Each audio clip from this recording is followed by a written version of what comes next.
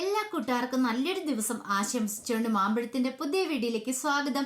നമുക്ക് നേരെ ഉണ്ണിമോടെ അയ്യപ്പസ്വാമിയുടെ ഇന്നത്തെ നല്ലൊരു വിശേഷം കണ്ടാലോ. അങ്ങനെ ഇന്നത്തെ വിശേഷത്തില് കല്ലു മണിമാളിയുടെ ആ ഉമ്മറൊക്കെ അടിച്ചു വൃത്തിയാക്കുവാണ്. ഈ സമയത്താണ് ഉണ്ണിമോൾ അങ്ങോട്ട് വരുന്നത്. അല്ല, കല്ലു ചേച്ചി എന്തിനാ ഇവിടെ അടിച്ചു വൃത്തിയാക്കണമെന്ന് ചോദിക്കുക. അതെ, ഇന്ന് ഓട്ടുമഴയുടെ പണി തുടങ്ങുമല്ലേ, അപ്പൊ ആദ്യം ഗണപതി പൂജ ചെയ്യണം. അപ്പൊ അതിനു വേണ്ടിയിട്ട് ജയന്തൻ ചേട്ടൻ സാധനങ്ങളൊക്കെ വാങ്ങാൻ പോയേക്കുവാ. അതുകൊണ്ട് ഞാനിവിടെയൊക്കെ അടിച്ചു വൃത്തിയാക്കുന്നത്. അന്ന് ചേച്ചി ആ ചൂലിങ്ങോട് താട്ട്, ഞാൻ അടിച്ചു വൃത്തിയാക്കാന്ന് പറയാ.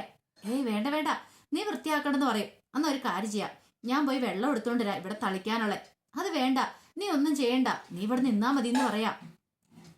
അതെന്താ കല്ലു ചേച്ചി അങ്ങനെ പറഞ്ഞേ? ഞാനൊന്നും ചെയ്യണ്ടെന്ന് പറഞ്ഞേ. അതെ, ഞാൻ ചേച്ചിക്ക് ആരാ, അനിയത്തിയെ പോലെ അല്ലേന്ന് ചോദിക്കും. ഇത് കേട്ടപ്പം കല്ല് പറഞ്ഞല്ല, നീ എനിക്ക് അനിയത്തിയെ പോലെ അല്ലാന്ന് പറയാം. അനിയത്തിയെ പോലെ അല്ലേ? അതെന്താ അങ്ങനെ പറഞ്ഞേ? അതെ, നീ എനിക്ക് വനദേവതയാന്ന് പറയാ. വനദേവതയോ? അതെന്താ അങ്ങനെ പറഞ്ഞേ? അല്ല, അന്ന് ആ വനദേവതക്കാവ് വെച്ചാണല്ലോ നീ എന്നെ ജയന്തൻ ചേട്ടൻ തമ്മിൽ ഒന്നിപ്പിച്ചേ. ശരിക്കും പറഞ്ഞിട്ടുണ്ടെങ്കിൽ നീ വനദേവതയായിട്ട് വന്ന പോലെ എനിക്ക് തോന്നുന്നേ. ഒരു പക്ഷെ നീ ഇല്ലായിരുന്നെങ്കിൽ എനിക്ക് നല്ലൊരു ഭർത്താവിനെ കിട്ടില്ല, ജയന്തൻ ചേട്ടനെ പോലെയുള്ള. നിനക്കറിയാലോ, അന്നൊരു പക്ഷേങ്കില് വെള്ളം വാങ്ങാനായിട്ട് നീ എന്റെ വീട്ടിലേക്ക് വന്നില്ലായിരുന്നെങ്കിൽ ജയന്തൻ ചേട്ടൻ അവിടുന്ന് രക്ഷപ്പെട്ടു പോയാനും. അങ്ങനെയാണെങ്കിൽ ജയന്തൻ ചേട്ടൻ എനിക്ക് കിട്ടത്തുമില്ല, കിഴക്കേ വാതിലിന് മോശം കിട്ടാനും പോകുന്നില്ല. അതുകൊണ്ട് എനിക്ക് ഒരു കാര്യം ഉറപ്പായി, എനിക്ക് നീ വനദേവതയാ. ഇനിയിപ്പോ വേറെ വനദേവത കാണുമായിരിക്കും, എങ്കിലും എന്റെ കൺമുന്നിൽ നീ എപ്പോഴും വനദേവതയാ. അതുകൊണ്ട് നിന്നെ കൊണ്ട് ഞാൻ ഒരു ജോലിയും ചെയ്യിക്കില്ലെന്ന് പറയാം. ഉണ്ണിമോൾ പറഞ്ഞതേ, ഗിരിദേവനും ബാവരും ഇത് കേൾക്കണ്ട കേട്ടോ, കേട്ടുണ്ട് അവര് ചിരിക്കൂന്ന് പറയാ. അപ്പോഴാണ് അവരുടെ വരവങ്ങോട്ട്. ഗിരിദേവൻ പറഞ്ഞു, എന്നെ കുറിച്ചാന്ന് വന്നല്ലോ പറഞ്ഞുകൊണ്ടിരിക്കണേ. ഈ സമയം ഉണ്ണിമോൾ പറഞ്ഞു, ശരിയാ ഗിരിദേവ. അല്ല, ഗിരിദേവൻ ഒന്ന് ഓർത്ത് വെക്കി, നമ്മൾ എവിടെയൊക്കെ പോയിട്ടുണ്ട്. ഗിരിദേവനും ബാബരും ഞാനും കൂടെ എവിടെ പോയിട്ടുണ്ട്. അവിടെ എല്ലാം പോയിട്ടുണ്ടെങ്കിൽ അവിടെ എന്തേലും ഒരു നല്ല കാര്യം നടന്നിട്ടുണ്ട്. ആദ്യം താരയുടെ അടുത്ത് പോയി. താരയ്ക്ക് നാഗശാപത്തിൽ നിന്ന് മോശം കിട്ടി, എന്റെ കഷ്ടകാലങ്ങളൊക്കെ മാറി. പിന്നീട് തമ്പുരിമോളുടെ ജീവൻ രക്ഷിച്ചു ബ്രഹ്മരക്ഷത്തിൽ നിന്നും. അതിനുശേഷോ സ്വർണം അടിച്ചു മാറ്റിക്കൊണ്ട് പോയി കഴിഞ്ഞപ്പം ജയന്തൻ ചേട്ടന് നല്ലൊരു ജീവിതം കിട്ടി. അയ്യപ്പസ്വാമിക്ക് തിരുവാഭരണം കിട്ടി. ബാബര് പറഞ്ഞു, ശരിയാ, ഉണ്ണിമോള് പറഞ്ഞ കാര്യങ്ങളെല്ലാം ശരിയാന്ന് പറയാം. പുണ്ണിമോള് പറഞ്ഞു, അങ്ങനെയാണെങ്കിൽ നമ്മൾ ഇങ്ങോട്ട് വന്നിട്ടുണ്ടല്ലോ, ഇങ്ങോട്ട് വന്നെങ്കിൽ അങ്ങനെ ഒരു നല്ല കാര്യം നടത്താൻ വേണ്ടിയിട്ടാണോ ഗിരിദേവ ഇങ്ങോട്ട് വന്നേന്ന് ചോദിക്കുക.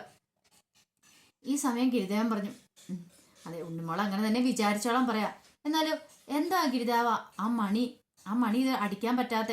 ഞാൻ മണി അടിക്കാൻ തുടങ്ങിയപ്പോ ഗിരിദേവൻ എന്താ മണി അടിക്കണ്ടെന്ന് പറഞ്ഞ്? ഗിരിദേവൻ പറഞ്ഞു, ഉണ്ണിമോൾ അത് അടിക്കണ്ടെന്നാ പറഞ്ഞേ. ആ മണി അതിനി അടിക്കണ്ട, പിന്നെ അത് മുഴങ്ങേണ്ട സമയത്ത് അത് തനിയെ മുഴങ്ങിക്കോളും. ആ കാര്യത്തിൽ ഉണ്ണിമോൾക്ക് ഒരു പേടി വേണ്ട കേട്ടോന്ന് പറയാം.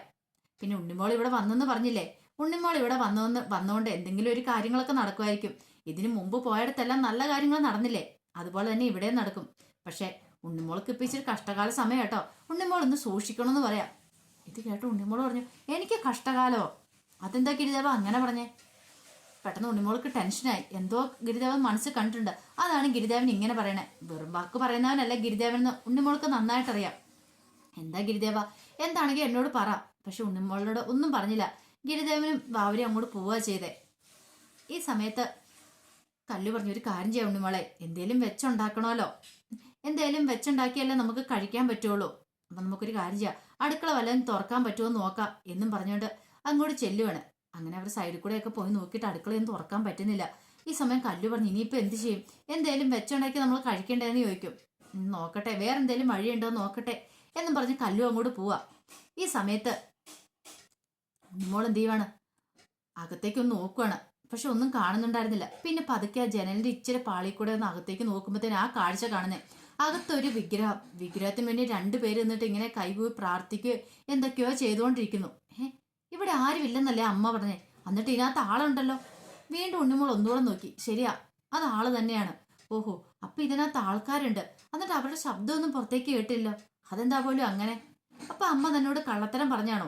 ഉണ്ണിമോൾക്ക് ഭയങ്കര സംശയം. ഉണ്ണിമോൾ നേരെ ഗിരിദേവന്റെയും ബാവരുടെ അടുത്തേക്ക് ചെല്ലുവാണ്. അപ്പൊ അവര് തമ്മിൽ സംസാരിച്ചുകൊണ്ടിരിക്കുവായിരുന്നു.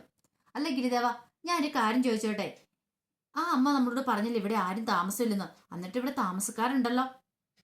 ഇത് കേട്ടതും ഗിരിദേവൻ പറഞ്ഞു, ഉണ്ണിമോൾക്ക് അതെങ്ങനെ മനസ്സിലായി? അതെ, എന്തെല്ലാം ആഹാരം വെച്ചുണ്ടാക്കാണ്ട് അടുക്കള തുറക്കാൻ പറ്റുമോ എന്ന് അറിയാൻ വേണ്ടിയിട്ട് ഞാനും കല്ലിച്ചേച്ചിയും കൂടെ പോയതാ. അപ്പൊ ഞാൻ ആ ജനല് വഴി പതുക്കെ നോക്കിക്കഴിഞ്ഞപ്പോ അതിനകത്ത് ആൾക്കാരെ കണ്ടു, ഒരു സ്ത്രീയെ കണ്ടു, ഒരു പുരുഷനെ കണ്ടു. എന്നിട്ടാണ് ആ അമ്മ നമ്മുടെ കള്ളം പറഞ്ഞെന്ന് ചോദിക്കുക. ഇപ്പൊ തന്നെ അവരോട് പോയി ഞാൻ ചോദിച്ചിട്ടുള്ളെന്ന് പറയാ. ഇത് കേട്ടതും ഗിരിദേവൻ പറഞ്ഞു, ഉണ്ണിമോൾ എങ്ങോട്ടാ പോണേ? എനിക്കിത് പോയി ചോദിക്കണം എന്ന് പറയും. ഉണ്ണിമോളെ, ഞാനൊരു കാര്യം ചോദിച്ചിട്ട് ഉണ്ണിമോളോട്. എന്താ? ആ അകത്തുള്ള ആൾക്കാർ ഉണ്ണിമോൾക്ക് വല്ല ശല്യം ഉണ്ടാക്കിയോ? ഇല്ല. പിന്നെ ഉണ്ണിമോളെ അകത്തേക്ക് അവർ ക്ഷണിച്ചോ? അതുമില്ല. ഉണ്ണിമോൾ പിന്നെ അവരെ എങ്ങനെയാ കണ്ടത്? ഞാൻ ജനൽ വഴി നോക്കിയപ്പോഴാ കണ്ടത്. അല്ല, അത് കള്ളത്തരല്ലേ കാണിക്കുന്നേ? ഒരാളുടെ അനുമതി ഇല്ലാതെ അവരുടെ മുറിയിലേക്ക് എത്തി നോക്കുന്നത് ശരിയായിട്ടുള്ള കാര്യമാണോ എന്ന് ചോദിക്കുക. അത് ശരിയാ, അങ്ങനെ നോക്കാൻ പാടില്ലായിരുന്നു. അപ്പൊ ഉണ്ണിമോൾ ഇനി കാര്യം അവരോട് പറയേണ്ട കാര്യമുണ്ടോ പോയി അമ്മയോട്? അത് ശരിയാ, എന്നാലും ഗിരിദേവ, ഉണ്ണിമോൾ ചെയ്ത് തെറ്റായിട്ടുള്ള കാര്യ, ഒരിക്കലും അങ്ങനെ ഒളിഞ്ഞു നോക്കാൻ പാടില്ലായിരുന്നു അങ്ങോട്ട്. ഗിരിദേവ, ഞാൻ അങ്ങനെ ഉദ്ദേശിച്ച് ചെയ്തല്ല. ഉണ്ണിമോൾക്ക് ഭയങ്കര സങ്കടമായിപ്പോയി. ഉണ്ണിമോള് പിണങ്ങി നിൽക്കും അവിടെ. വല്ലാത്ത വിഷമമായിപ്പോയി ഉണ്ണിമോൾക്ക്. ഈ സമയം ഗിരിദേവനും വാവനും കൂടെ അങ്ങോട്ട് ഉമ്മറത്തേക്ക് ചെല്ലുക. അപ്പൊ അടിച്ചു തളിച്ചു വെച്ച് കഴിഞ്ഞപ്പോ ജയന്തൻ അങ്ങോട്ട് വന്നിട്ടുണ്ടായിരുന്നു. ജയന്തൻ വന്നു കഴിഞ്ഞപ്പം ജയന്തൻ പറഞ്ഞു, അതെ, ഇനി ഗണപതി ഭഗവാനുള്ള പൂജയ്ക്കുള്ള സാധനങ്ങളുമായിട്ടാ വന്നേ. ഞാൻ പെട്ടെന്ന് പോയി കുളിയെല്ലാം കഴിഞ്ഞ് വരാം. കുളി കഴിഞ്ഞ് വന്ന് ഹനുമാൻ സ്വാമിയെ പോയി ഒന്ന് തൊഴുത് പ്രാർത്ഥിച്ചിട്ട് വന്നിട്ട് ഗണപതി പൂജ നടത്താം. പിന്നീട് ഓട്ടുമണിയുടെ കാര്യങ്ങളൊക്കെ നടത്താന്ന് പറയാം. പിന്നീട് ഗിരിദേവനോട് ചോദിച്ചു, അല്ല ഗിരിദേവനും വാവനും വരുന്നുണ്ടോ? അമ്പലക്കുളത്തിൽ കുളിച്ച് പ്രാർത്ഥിക്കാൻ വരുന്നുണ്ടോ എന്ന് ചോദിക്കുക. ഇല്ല, ഞങ്ങൾ രാവിലെ കുളിയെ കഴിഞ്ഞ ഒരു കാര്യം ചെയ്യാം. ജയന്തൻ ചേട്ടൻ പോയി കുളി കഴിഞ്ഞ ഹനുമാൻ സ്വാമിയുടെ ക്ഷേത്രത്തിൽ പോയി പ്രാർത്ഥിച്ചിട്ട് പോരാൻ പറയണം. പിന്നീട് ഗിരിദേവനും വാവരും കൂടെ പോവാ. ഈ സമയം ഉണ്ണിമോൾക്ക് ഭയങ്കര സങ്കടമായിരുന്നു. ഗിരിദേവനും വാവരും അങ്ങനെയൊക്കെ പറഞ്ഞു, തന്നോട് ദേഷ്യപ്പെട്ടു. അതിൻ്റെ ഒരു സങ്കടം ഉണ്ടായിരുന്നു ഉണ്ണിമോടെ മനസ്സറിയാം. അതിനേക്കാൾ ഉപരി ഗിരിദേവൻ പറഞ്ഞു തന്നോട് സൂക്ഷിക്കണമെന്ന്. അതെന്താ പോലും ഗിരിദേവൻ അങ്ങനെ പറഞ്ഞ്? എന്തേലും ഒരു കാരണം കാണുമോ? അതൊക്കെ ഓർത്തിട്ട് ഉണ്ണിമോടെ ഉള്ള സമാധാനം കൂടെ പോയി. പിന്നീട് ജയന്തൻ എന്ത് ചെയ്യുക, അങ്ങനെ കുളി കഴിഞ്ഞ് പ്രാർത്ഥിച്ചു വന്നിട്ട് വിളക്ക് വെക്കാൻ തുടങ്ങുവാണ്. ഓട്ടുമണ്ട് പണി തുടങ്ങണമല്ലോ. അങ്ങനെ വിളക്ക് കത്തിക്കാനായിട്ട് ഗണപതി ഭഗവാനുള്ള പൂജ ചെയ്യാനായിട്ട് അവലും മലരും ഒക്കെ വെച്ചിട്ട് തീപ്പെട്ടി കത്തിക്കാനായിട്ട് തീപ്പെട്ടി എടുക്കാൻ അങ്ങോട്ട് പോയിട്ട് തിരിച്ചു വന്നു കഴിഞ്ഞപ്പോൾ അവലും മലരും ഒന്നും കാണുന്നില്ല. ഇതെവിടെ പോയി അവലും മലരും ഒക്കെ? പെട്ടെന്ന് കല്ലുവിനെ വിളിച്ച, കല്ലു ഇങ്ങോട്ട് വരാൻ പറയാണ്. കല്ലു അങ്ങോട്ട് വന്നു. എന്താ ചേട്ടാ, നീ ഇവിടെ വെച്ചാൽ അവലും മലരും കണ്ടായിരുന്നോ? ഞാൻ കണ്ടില്ല, ഞാൻ എടുത്തില്ല. ഇവിടെ വേറെ ആരെങ്കിലും വന്നായിരുന്നോ? വേറെ ആരും വന്ന് ഞാൻ കണ്ടില്ലോ. എന്താ വെച്ചാലും കണ്ടില്ല, അറിയില്ല. നീ പിന്നെ എന്തെടുക്കുമായിരുന്നു ചോദിക്കുക. ഈ സമയത്ത് ഗിരിദേവനും വാവരും കൂടെ അങ്ങോട്ട് വന്നു. ഗിരിദേവ, ഞാൻ ഇവിടെ വെച്ച് അവലും മലരും കണ്ടില്ലെന്ന് പറയാം. ഇത് കേട്ടാൻ ഗിരിദേവൻ പറഞ്ഞു, അതെ ജയന്തൻ ചേട്ടൻ അതോർത്ത് വിഷമിക്കണ്ട. കുളിച്ച് തൊഴുത് പ്രാർത്ഥിച്ചില്ലേ ഹനുമാൻ ക്ഷേത്രത്തിൽ പോയി പ്രാർത്ഥിച്ചു. അന്നെങ്കിൽ ഇനി ഹനുമാൻ സ്വാമിയെ മനസ്സ് വിചാരിച്ചുകൊണ്ട് ആ തിരി അങ്ങ് തെളിച്ചോളാൻ പറയാം. അങ്ങനെ തിരി തെളിക്കുവാണ്. ഈ സമയത്ത് ആ ജെല്ല് വഴി ഒരു കുരങ്ങിന്, അത് ഹനുമാൻ സ്വാമിയുടെ ആണെന്ന് തോന്നുന്നു കേട്ടോ, ഒരു നീണ്ട ഒരു വാല്, ആ വാലിങ്ങനെ കണ്ടു. ആ ജനലിന്റെ അവിടെ കണ്ടു. അതേ തന്നെ ആ വാലിലേക്ക് തന്നെ അയ്യപ്പസ്വാമിയും അവരും കൂടെ നോക്കുന്നുണ്ട്. അയ്യപ്പസ്വാമി നോക്കിയൊന്ന് ചിരിക്കുന്നുണ്ട്. പക്ഷെ ഇത് ജയന്തനോ കല്ലു ആരും കണ്ടില്ല. പിന്നീട് ജയന്തൻ അങ്ങനെ വിളക്ക് കൊടുത്തതിന് ശേഷം ആ മണി അഴിക്കാനായിട്ട് അങ്ങോട്ട് ചെല്ലുക. അഴിക്കാൻ നോക്കിക്കഴിയുമ്പോൾ ഭയങ്കര ബുദ്ധിമുട്ട്. ഇത് ഇച്ചിരി ബുദ്ധിമുട്ടുള്ള കാര്യമാണെന്ന് തോന്നുന്നു കല്ലു. പാരമ്പര്യമായിട്ടുള്ള പഴയ മണിയാന്ന് തോന്നുന്നത്. ഇത് അഴിച്ചു മാറ്റാൻ ഇച്ചിരി ബുദ്ധിമുട്ടാണ്. നീ ഒരു കാര്യം ചെയ്യേ, അവിടെ കിടക്കുന്ന ആ ബ്ലേഡിങ് എടുക്ക്, ഇത് വെച്ച് അറുത്ത് മാറ്റാന്ന് പറയാ. അങ്ങനെ ബ്ലേഡ് എടുത്ത് അറക്കാനായിട്ട് അങ്ങോട്ട് തുടങ്ങുക. ഈ സമയം അതിന്റെ നാവ് കൂട്ടി ഒട്ടിച്ചു വെച്ചിരിക്കുമായിരുന്നു. ജയന്തൻ പറഞ്ഞു, എൻ്റെ നാവ് കൂട്ടി ഒട്ടിച്ചു വെച്ചിരിക്കുകയാണല്ലോ. പെട്ടെന്ന് അയ്യപ്പസ്വാമി ഒരു കാര്യം ചെയ്യുക, അത് അഴിക്കാനോ ഒന്നും പോകണ്ട, അതിന്റെ നാവും അടിക്കണ്ട. നാവ് ഒരു പക്ഷേങ്കിൽ ആ ഒട്ടിയിൽ വിട്ടിച്ചിട്ടുണ്ടെങ്കിൽ ആ മണി അടിക്കും. അതുകൊണ്ട് അത് വേണ്ട. ആ നാവ് ആ ഒട്ടിയിൽ പറിക്കാതെ തന്നെ അവിടെ നിന്ന് അത് അറുത്ത് മാറ്റാൻ പറയുകയാണ് ആ മണി. അങ്ങനെ ജയന്തൻ അതിന്റെ കാര്യങ്ങൾ നടത്തിക്കൊണ്ടിരിക്കുക. ഈ സമയം ഗിരിദേവനും ബാബരും കൂടെ നേരെ ഉണ്ണിമോളുടെ അടുത്തേക്ക് ചെല്ലുക. ഉണ്ണിമോൾ ഇങ്ങനെ മുഖം വീർപ്പിച്ചിരിക്കുക. ചെന്നിട്ട് ചോദിച്ചു, എന്താ ഉണ്ണിമോളെ മുഖം വീർത്തിരിക്കണേ? ഞങ്ങളോടുള്ള ദേഷ്യം ഇതിലായിട്ട് മാറിയില്ലെന്ന് ചോദിക്കുക. എനിക്ക് ദേഷ്യമൊന്നും ഇല്ല, പക്ഷേങ്കിൽ എൻ്റെ മനസ്സറിയാൻ ഗിരിദേവൻ പറഞ്ഞ കാര്യങ്ങളാ. എനിക്ക് എന്തോ ഒരു ആപത്ത് വരാൻ പോന്നു, എന്നോട് സൂക്ഷിക്കണമെന്ന് പറഞ്ഞില്ലേ, അതെന്താ ഗിരിദേവാന്ന് ചോദിക്കുക. ഉണ്ണിമോൾക്ക് എന്താ പേടിയുണ്ടോ? ഉണ്ണിമോൾക്ക് വീട്ടിൽ പോകാൻ തോന്നുന്നുണ്ടോ എന്ന് ചോദിക്കാം. ഇല്ല, അതുകൊണ്ടല്ല. ഉണ്ണിമോൾക്കറിയാലോ, നമ്മൾ ഇങ്ങോട്ട് വന്നത് അപ്രതീക്ഷിതമായിട്ടല്ല വന്നത്. അതിന് എന്തോ ഒരു ദൗത്യമായിട്ടാണ് നമ്മൾ ഇങ്ങോട്ട് വന്നിരിക്കുന്നത്. ഉണ്ണിമോൾക്ക് തിരികെ പോകണമെന്നുണ്ടെങ്കിൽ പോകാം. പക്ഷെ നമ്മളിവിടെ ഇതിനു മുമ്പ് എവിടെ പോയിട്ടാണെങ്കിൽ അവിടെ ഒരു നല്ല കാര്യം സംഭവിച്ചിട്ടുണ്ട്. ഇവിടെ അതുപോലെയൊക്കെ സംഭവിക്കുമായിരിക്കും. അപ്പൊ ഉണ്ണിമോൾക്ക് അങ്ങനെ പോകണമെന്നുണ്ടെങ്കിൽ ആ കാര്യം സംഭവിക്കത്തില്ല എന്ന് പറയാം. ഇത് കേട്ട ഉണ്ണിമോള് പറഞ്ഞു, വേണ്ട, എനിക്ക് പോകണ്ട. ഗിരിദേവനും വാവരും എൻ്റെ കൂടെ ഉണ്ടല്ലോ, എനിക്കൊരു കുഴപ്പമില്ലെന്ന് പറഞ്ഞ് ഉണ്ണിമോൾ അങ്ങോട്ട് പോവാ. പിന്നീട് ഉറക്കത്തില് സൂര്യ ഇങ്ങനെ കിടന്ന് പിച്ചും പേയും കിടന്ന് അലറി കരഞ്ഞോണ്ടിരിക്കുക. ജീവാ ജീവാന്ന് കിടന്ന് വിളിച്ചോണ്ടിരിക്കുക. നല്ല ചുട്ടുപൊളുന്ന പനിയുണ്ട്. പെട്ടെന്ന് ലീലയ്ക്ക് എന്ത് ചെയ്യണമെന്ന് അറിയത്തില്ല. അപ്പൊ സതി എന്ത് ചെയ്യണം, നേരെ പോയി ഡോക്ടറെ വിളിച്ചോണ്ട് വരിക. ഡോക്ടർ പരിശോധനയൊക്കെ കഴിഞ്ഞു. എന്ത് പറ്റിയതാന്ന് ചോദിക്കുക.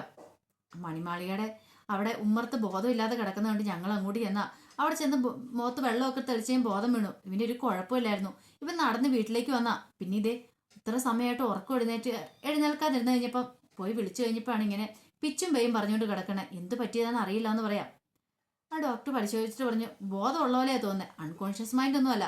പക്ഷെ ഒരാളുടെ പേര് വിളിച്ച് പറയുന്നുണ്ടല്ലോ, ജീവ ജീവ എന്ന്. അത് ആരാന്ന് ചോദിക്കുക. അതെന്റെ മോനെ സാറേ എന്ന് പറയാണ്. ഡോക്ടറോട് പറയണം, ഇയാൾക്ക് നല്ല ബോധമുണ്ട്, പക്ഷേങ്കില് ഇയാൾക്ക് എന്തോ സംഭവിച്ചിട്ടുണ്ട്. മാനസികമായിട്ട് ഇയാൾക്ക് എന്തോ ഒരു പേടി കിട്ടിയിട്ടുണ്ട്. നിങ്ങൾ ഉദ്ദേശിക്കുന്ന പോലെയുള്ള പേടിയൊന്നുമല്ല, ഇയാൾക്ക് എന്തോ ഒരു പ്രശ്നമുണ്ട്. നിങ്ങൾ വേറെ ഡോക്ടറെ കൊണ്ട് കൺസൾട്ട് ചെയ്യണം, ഞാൻ വേണേ കുറിച്ച് തരാം. ഇത് കേട്ടതും ആ സതി അവിടെ നിന്ന് പൊട്ടിക്കരയാൻ തുടങ്ങി. ഡോക്ടർ ഇനി പേടിക്കണ്ട, നിങ്ങൾ ഹോസ്പിറ്റലിലേക്ക് കൊണ്ടുപോകാൻ പറയാണ്. ഇത് കേട്ട് കഴിഞ്ഞപ്പോൾ എന്ത് ചെയ്യണമെന്ന് അറിയത്തില്ലാതെ ലീല ഇങ്ങനെ ഞെട്ടിത്തെരിച്ച് നിൽക്കുക. തൻ്റെ മകൻ കാരണമാണല്ലോ ഈ കുഴപ്പങ്ങളൊക്കെ ഉണ്ടായല്ലോ എന്ന് ഓർത്തുണ്ട്. അപ്പം അതിൻ്റെ വിശേഷങ്ങളൊക്കെയാണ് നമ്മൾ കണ്ടത്. ഇതിൻ്റെ ബാക്കി വിശേഷങ്ങളുമായിട്ട് വൈകുന്നേരത്തെ പ്രമോയി വരാട്ടോ. ഒരിക്കൽ കൂടി എല്ലാവർക്കും നല്ലൊരു ദിവസം ആശംസിച്ചുകൊണ്ട് നിർത്തുന്നു. നന്ദി.